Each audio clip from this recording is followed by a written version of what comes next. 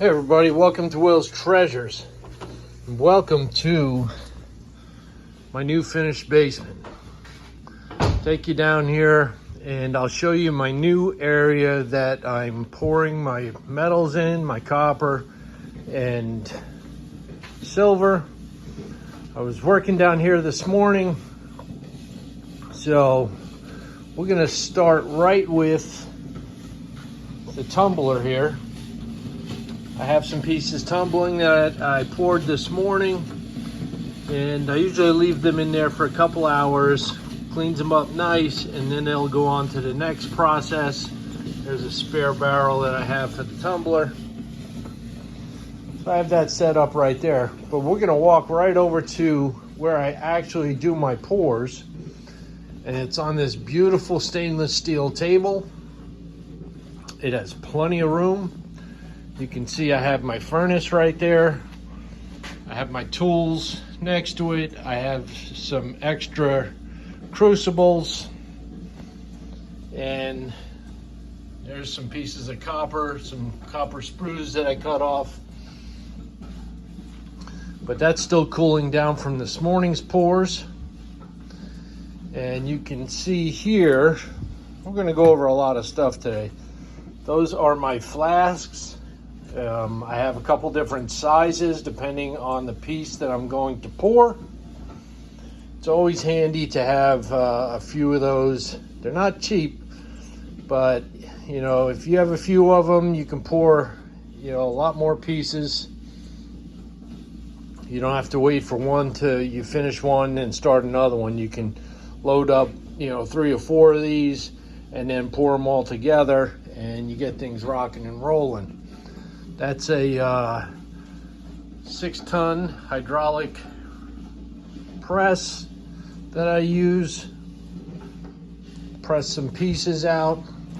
I keep a lot of things down at the bottom. I keep some Petrobond sand in that box. I keep my clamps down here, but I have plenty of room. There's my stool that I sit on when I'm working. I have plenty of room down in this new shop here. And I have on order a ventilation system that I'm going to be hanging from the ceiling. It's going to pump out that window. Currently, what I use is a box fan, and it sucks out all the fumes, any smoke or anything like that. It works well. I mean, it really keeps the smell out of here. And here's a shelving unit that I have. Whole bunch of containers and a whole bunch of different patterns that I have here. This is a really big flask for big pieces, and you can see I have my sanding materials. I just have all sorts of supplies here that I need for my pouring. People often ask me, you know, is getting involved in pouring, is it expensive? And really, to start out, it's not that bad. You know, you can get this furnace here for, you know, probably right around $250, $275, and it comes with the crucible. It comes with tongs like this. It even comes with a glove, a safety glove. The safety glove is not that good. You're going to want to upgrade that. Get yourself a nice welding glove. A little costly, but well worth it. You don't want to get burned by molten metal. I'll tell you what. If you do, you're only going to do it once before you go out and buy the proper PPE. So, you know, you got your furnace. That's $275. Then you're going to need some tools. You know, some minor tools to work on your patterns, to make your vent lines and stuff like that. So that's a couple bucks there. You don't need one of these presses. I have it. That's when you get into more advanced stuff. So to start out, you're looking at like $275, $300, right around there. But you're going to want to find a place that you can do this. You know, are you going to do it in your basement? Are you going to do it in your garage? Are you going to do it outside? There's a lot of variables that come into that because, you know, it's smoky, it smells. So you don't want to stink up your house. You know, you got to have well ventilated area. If it's nice out, you could do it outside. I do it in my basement. It's currently raining today, so I'm down here just pouring pieces. Like I said, I got the fan that sucks all the stuff out of the room. So that's where I choose to do mine. But you can get started for $300 and it's fun. You know, it's a fun hobby. You just got to, there is a learning curve to it. You got to be patient. You got to be safe. But, you know, you'll be pouring some pieces in no time. Start out with bars and move yourself up to different things. Now, I have a nice empty shelf right there with nothing on it because eventually I know I'm going to fill it with something.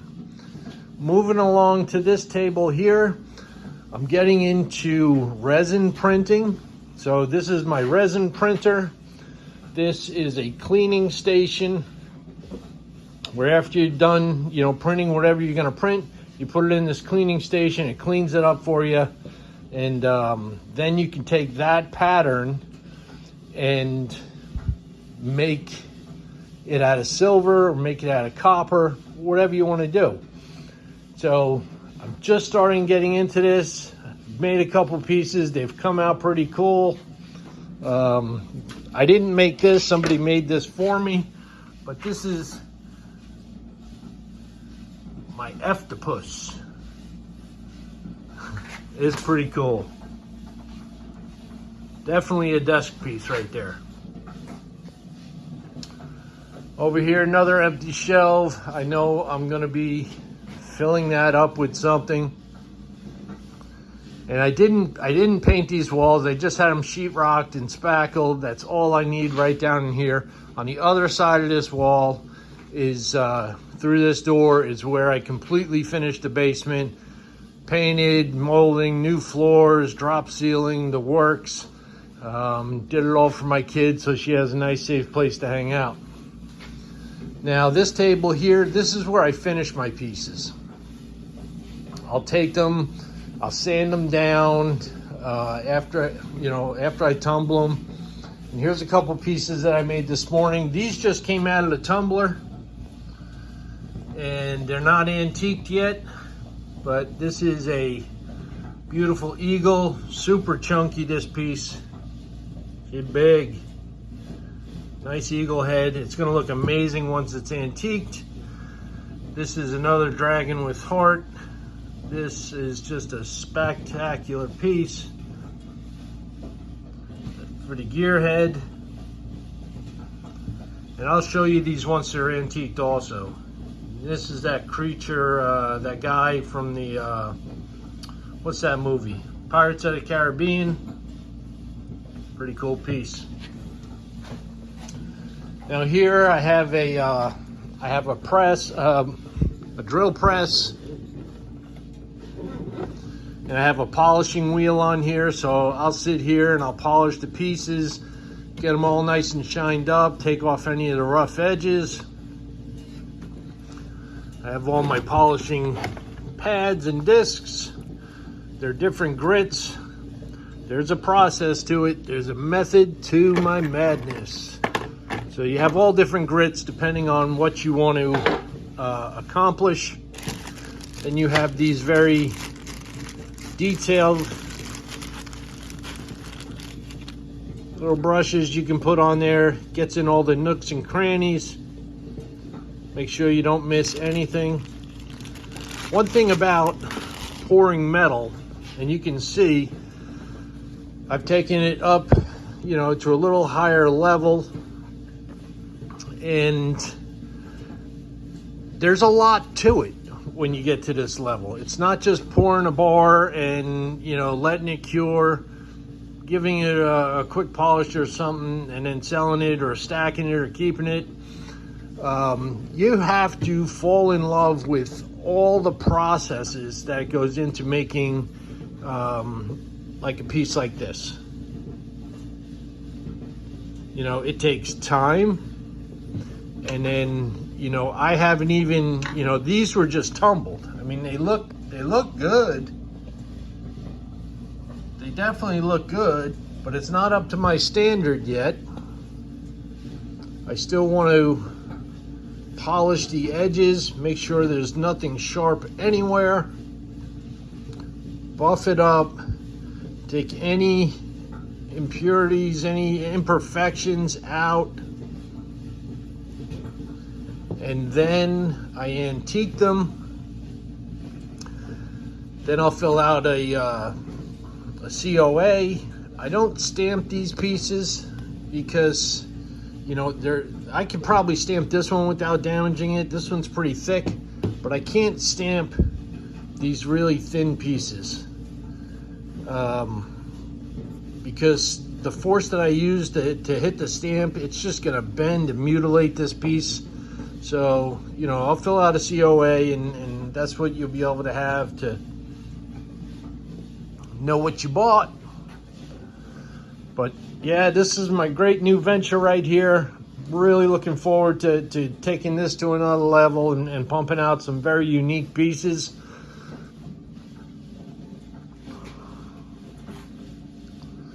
So if you're interested in pouring, if you have any questions that I could help you with, feel free to reach out to me. You can always blast me out an email. Willing to help anybody get into this fantastic hobby. It's a lot of fun. And you can start for right around 300 bucks. You know, it's not going to break the bank. I actually picked this up during the pandemic. And I started out pouring copper bars, silver bars, and you know, I've just messed around and taught myself and watched some YouTube videos, and it turns out that you know, I'm not half bad at it.